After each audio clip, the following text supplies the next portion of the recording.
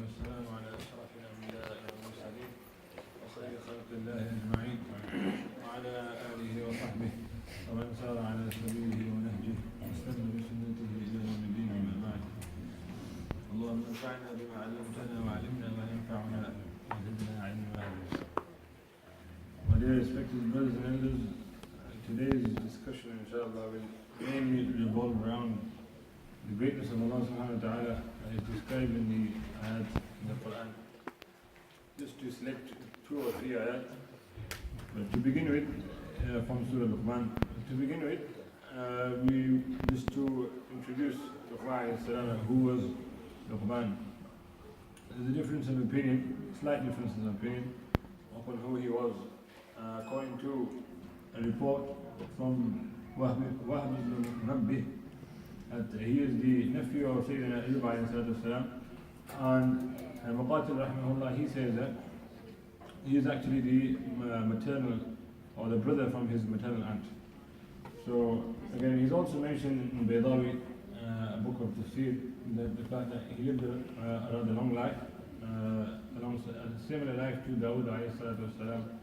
It is also mentioned that before Dawood alayhi salam was given prophethood, that he used to actually rule between people and also make rulings like a mufti would do in this day and age. He would actually, and then obviously after Dawud alayhi salam was given prophethood, he stopped. There's a difference of opinion also in the matter of, again, Ibn Abbas he mentions that, according to him, he's mentioned in Durr al-Mansur, that the fact that he was actually a carpenter, an Ethiopian carpenter. This also relates to the fact that he also is, was he a prophet or was he not a prophet? So was he just a pious person that was given a lot of wisdom? Allah subhanahu wa ta'ala has actually quoted him in a few places where he mentions, he's famous as well, in our Urdu language, we call him Rahman al-Hakim. He is also very full of wisdom. Allah ta'ala has granted him a lot of wisdom. It comes in riwayat as well that he was actually asked as well that why did you choose, as if he was given a choice between prophethood and wisdom, and he chose wisdom. And he had his reasons why as well. But just to mention, was he a prophet or not? There's only one riwayah, and that is a da'if riwayah of Ikramah. He mentions that he was a prophet, but majority of scholars, even Ibn Kathir rahimahullah, he's included, he's mentioned that there's a consensus upon the fact that he wasn't a prophet, but he was just a wise man.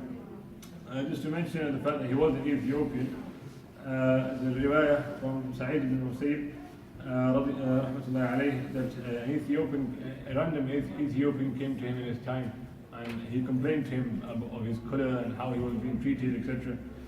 He says to him, don't worry, that there had been 3 great Ethiopian men that shared his color. And he mentioned 3 great personalities, one being Sayyidina Bilal al-Habashi radiallahu ta'ala anhu. He also mentioned Sayyidina Mahja, who's actually a freed slave of Umar radiallahu ta'ala anhu. And also 3rd was this Rahman al-Hakim alayhi salam. So these 3 persons, he was an Ethiopian. And again, one that you wouldn't expect. There's also a riwayah from Imam Baghawi rahimahullah narrating of a particular person that they would describe him as short, flat-nosed. The description of what we would imagine to be an Ethiopian person. But anyway, just a little bit about Luqman and the name Luqman, something to just clear the dust of who Luqman was. So just to mention the first ayah, like I said, the greatness of Allah subhanahu wa ta'ala is unbound. وَلَا يَصِفُ الْوَاصِفُونَ. No one can describe Allah subhanahu wa ta'ala. He's above description. He is above description. You can't bring into words the greatness of Allah subhanahu wa ta'ala, nor can you bring into words the ilm of Allah subhanahu wa ta'ala. But one of the ayat that guides us towards the greatness of Allah subhanahu wa ta'ala and the greatness of the ilm is the ayah وَلَوْ أَنَّ مَا فِي الْأَرْضِ مِنْ شَجَرَةٍ أَقْلَامٍ وَالْبَحْرُ يَمُدُّهُ مِنْ بَعْدِهِ سَبْعَةَ أَبْحُرٍ مَا نَفِذَتْ كَلِمَاتُ اللَّهِ. So Allah subhanahu wa ta'ala says that if all the trees on earth were to become pens, or to become pens, and the ocean that was converted into ink, and then supported by that 7 more seas were to follow it, the words of Allah subhanahu wa ta'ala will not come to an end. And surely Allah subhanahu wa ta'ala is mighty. again, Allah Ta'ala is actually highlighting his, and again, if you break down the ayah, Allah Subhanahu wa Ta'ala, what he refers to from being what to what. Allah Subhanahu wa Ta'ala mentions that Kalimatullah, Alama Alusi Rahimahullah mentions that over here, from the Kalimatullah, what is mentioned from the words of Allah Subhanahu wa Ta'ala is referred to his knowledge, that his knowledge encompasses everything.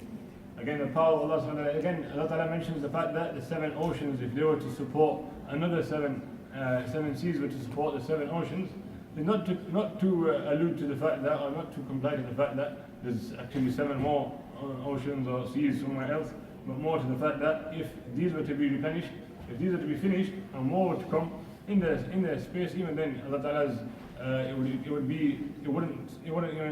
even reach a dharra of the description Allah Ta'ala deserves in his ilm. So again, Allah Ta'ala's ilm again is very, very high. And again, the scholars have mentioned a reason for the revelation of this ayah.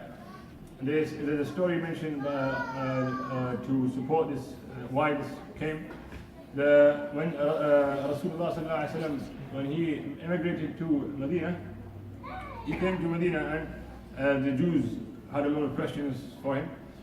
So one of the questions that was posed to him by some Jewish priests or rabbis, they said to him that they wanted to ask about the ayah وَمَا أُوتِيتُم مِّنَ الْعِلْمِ إِلَّا قَلِيلًا, just to go by the topic of ilm, the ilm of Allah subhanahu wa ta'ala. So they came to Rasulullah sallallahu alaihi wasallam and they asked him that, he says to Rasulullah, أَفَتَعْنِينَا أَمْ قَوْمَكَ, do you mean us as well? Do you include us, the fact that we've only been given a little ilm as well? Or do you just mean your own nation? Or do you mean yourself? Do you mean us as well? Because they had a lot of pride in having a lot of knowledge. So they asked Rasulullah أَفَتَعْنِينَا أَمْ قَوْمَكَ as well? Do you just mean us or do you mean your nation as well? Rasulullah said, كُلًّا قَدْ عَنَيْتُ, that I mean all. Even Rasulullah explained to them that even if the entire prophets, the knowledge of all the prophets, and even the entire world was to be combined, it would be nothing compared to the ilm of Allah subhanahu wa ta'ala. Again, they carry on arguing, they're saying, look, what was mentioned in Torah, look what we have in Torah, they said in Torah there's tibyan li kulli shay, we have ilm of everything in there. But even Rasulullah replied to them that no, even in Torah, the knowledge of Torah is not known to you. Even you don't even know Torah properly, really, because obviously it was being altered by themselves. So obviously Rasulullah replied in that fashion that you don't even know this book properly. Never mind having complete knowledge or having great knowledge. So just to continue on to this topic of the greatness of Allah subhanahu wa ta'ala, there's a beautiful ayat, the last 2 ayat of Surah Rahman, which I recited in Maghrib Salah as well, where is also considered a tashrih for the ayah that I have actually mentioned before in the dars as well. وَعِنْدَهُ مَفَاتِحُ الْغَيْبِ لَا يَعْلَمُهَا إِلَّا هُ. To support this as well, there's a riwayah in Bukhari where Rasulullah says that مَفَاتِحُ الْغَيْبِ خَمْسٌ لَا يَعْلَمُهُنَّ إِلَّا اللَّهُ, that there's 5 signs of the unseen that nobody knows them except from Allah subhanahu wa ta'ala. And just to speak a little about the ilm al-ghayb, the knowledge of the unseen is something that is only fixed with Allah subhanahu wa ta'ala, and you cannot associate anybody to the ilm of Allah subhanahu wa ta'ala. So again, over here, some people do get confused that Rasulullah got wahi and he knew of certain things that happened before, or maybe astronomers, they can foresee certain things or through stars. Again, all this falls under anba' al-ghayb. These things, they actually use wasa'il, they use means of finding out different information. Even Rasulullah was told by wahi. He wasn't told by, he wasn't known, it wasn't innate to him, it wasn't something that he was born with, that he'd know the unseen or anything like that. But this is specific with Allah subhanahu wa ta'ala. Allah ta'ala mentions only the 5 things that he mentioned. And even Rasulullah in another hadith, he mentioned أُوتِيتُ مَفَاتِحَ كُلَّ شَيْءٍ إِلَّا الْخَمْسِ, that I've been given the keys of 5 things apart from everything but 5. So he has the knowledge of everything pretty much apart from 5 things. And he mentions this ayah, إِنَّ اللَّهَ عِنْدَهُ عِلْمُ السَّاعَةِ, which I will discuss now. Allah Ta'ala begins with يَا أَيُّهَا النَّاسُ اتَّقُوا رَبَّكُمْ. In his fashion, we'll be discussing the taqwa of Allah subhanahu wa ta'ala, to be dutiful to your Rabb. اخشوا يوما لا يجزي, Allah Ta'ala tells us to fear a day. لا يجزي والد عن ولده, that even a father will not be able to suffice his child. وَلَا مَوْلُودٌ هُوَ جَازٍ عَنْ وَالِدِهِ, and neither a child will suffice his father. And a very powerful image is created here. Allah subhanahu wa ta'ala, again we mentioned how the usage of verbs and the usage of nouns. In the beginning, Allah has mentioned to show importance to how the father and the son relationship, how a father actually loves the child is something that a person that doesn't have a child can't even imagine. We get told that from time and time again. Even my elder friends who tell me that you can't imagine what a father feels for a child. But Allah Ta'ala goes on to further, he uses a verb for the father, but he actually goes on to say the love for the child to a father, the relationship, how strong that is.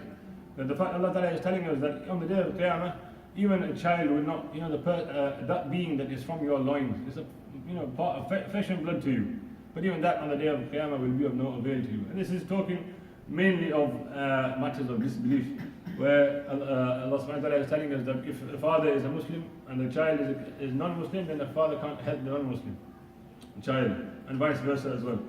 But Allah subhanahu wa ta'ala says in another ayah that in case of Islam and in Sahaba or Tabi'een or any other Muslim, Allah says in another ayah, وَالَّذِينَ آمَنُوا وَاتَّبَعَتْهُمْ ذُرِّيَّتُهُم بِإِيمَانٍ أَلْحَقْنَا بِهِمْ ذُرِّيَّتَهُم.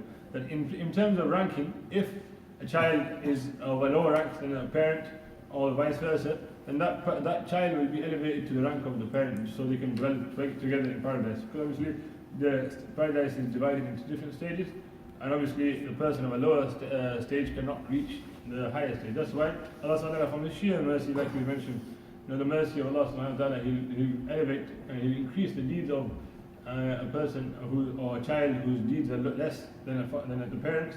He'll elevate his status and he'll be with his parents in Jannah as well. I'm moving on to the next ayah, إِنَّ اللَّهَ عِنْدَهُ عِلْمُ السَّاعَةِ. Again, one of them ayat that you take from face value is something that can't really be appreciated. The more you look into it, the more you get amazed. Allah Ta'ala mentions 5 things, like I said, the Mafatih Khams, Ibn Kathir Rahimahullah mentions the same thing, and this is the tashrih for the ayah. Allah Ta'ala begins with, look how Allah Ta'ala starts from the beginning. He starts from the top. إِنَّ اللَّهَ عِنْدَهُ عِلْمُ السَّاعَةِ. And again, this is a nominal type of sentence. It's something that where Allah Ta'ala has used nouns. It shows the strength of it. And again, Mufassirun also mentioned that because this does not alter, it has no altering state. And the knowledge of Qiyamah is fixed. Allah Ta'ala is not going to change that time. That time is fixed, and everything else is basically there's no movement of this time. But Allah Ta'ala goes on to further mention 4 other things, but He uses the verbs with these 4 things to show that there's an alternating status to these things. Allah Ta'ala goes on to mention إِنَّ اللَّهَ عِنْدَهُ عِلْمُ السَّاعَةِ وَيُنَزِّلُ الْغَيْثَ. That Allah Ta'ala is the one who brings the rain. وَيَعْلَمُ مَا فِي الْأَرْحَامِ. Allah Ta'ala knows what's in the wombs of the mothers of the children. And وَمَا تَدْرِي نَفْسٌ مَاذَا تَكْسِبُ غَدًا وَمَا تَدْرِي نَفْسٌ مَاذَا تَمُوتُ. That you don't know what, no soul knows what he's going to earn tomorrow. He doesn't know if he's going to get fired or if he's going to get a bonus, وَمَا تَدْرِي نَفْسٌ مَاذَا تَمُوتُ إِنَّ اللَّهَ عَلِيمٌ خَبِيرٌ. He doesn't know which land he's going to even die in. So this is beautiful, honestly. If you actually look at it from the top, Allah Ta'ala mentions first that something that is fixed and never changing. Allah starts with Qiyamah. Then Allah Ta'ala goes on to mention وَيُنَزِّلُ الْغَيْثَ, that Allah Ta'ala is moving down now. Something that's fixed, that's only known to the heavens. And Allah Ta'ala is moving down one step, and He's talking about the clouds bringing rain. Then Allah Ta'ala moves down to even closer to insan. He says that وَيَعْلَمُ مَا فِي الْأَرْحَامِ, that's something that is close to you, but you can't see. You can't see under the many layers of the womb of a mother. You can't see what is in the child. Even now in this day and age, even medically, you can't. In the beginning, you can't actually come to a conclusion to which gender the child is. So it's moving on, and then Allah Ta'ala moves on to a personal, more personal fashion. Allah says, وَمَا تَدْرِي نَفْسٌ مَاذَا تَكْسِبُ غَدًا. He's talking directly to each individual. See how he's coming lower and lower, and then he's come to you. And Allah Ta'ala is saying, مَاذَا تَكْسِبُ غَدًا, that you don't know what you're going to earn tomorrow. وَمَا تَدْرِي نَفْسٌ بِأَيِّ أَرْضٍ تَمُوتُ. You don't know which land you're going to die in. Look how interesting it is, how Allah Ta'ala, in the first 3 things, He mentions it in a positive fashion. That Allah Ta'ala exclusively knows the time of Qiyamah. Allah Ta'ala exclusively knows where it's going to rain, how much rain. Allah Ta'ala exclusively knows what gender is the child. But then He moves on to into negation, that you don't know. See, it wasn't enough to Allah Ta'ala to say that exclusively Allah Ta'ala knows this much. Allah Ta'ala knows what you're going to what you're going to earn tomorrow or where you're going to die. But Allah Ta'ala mentions 3 things first and then 2 things afterwards. And again, the beauty of these 2 things And the last two things, first, Allah tells us something that's about the future. If we don't have any control of the future, we don't know what's going to happen in the future.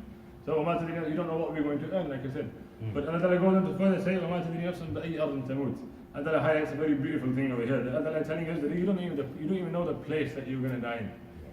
And a place, funny enough, and the Mufassirun say that it's something that we can establish. We can actually establish the fact that, look, I live in England, so I would suppose that I'm going to die in England, for example. You should be able to work it out, because from the present, we can actually work out, okay, we're going to live here, so I'm probably going to die here as well. But Allah is telling us that you don't even know that. We would expect that Allah will say that you don't know the time of death. But Allah is saying, let alone the time. Time is something of the future. You can't even understand the present. You can't even understand that where you're going to die, even though you could actually calculate it. It's going to be somewhere in this world. That is the present. That place is existing amongst us now. But we can't even figure out where we actually live, where we're going to actually die. And Allah is saying that you don't even know the place that you're going to die. Look at the beauty of the Quran. If you actually focus more and more, I know it is deep, I know, bear with me with this, but it is deep, but again, it's something that is amazing. Allah actually shows His power to us. Allah shows His knowledge to us through these ayat. Allah subhanahu wa ta'ala. So see, my dear respected brothers, Allah is actually showing us that you can't actually figure out the future now. You can't even figure the present, never mind the future. May Allah give us all the tawfiq to ponder upon the ayat of Allah subhanahu wa ta'ala. Recognize Allah subhanahu wa ta'ala.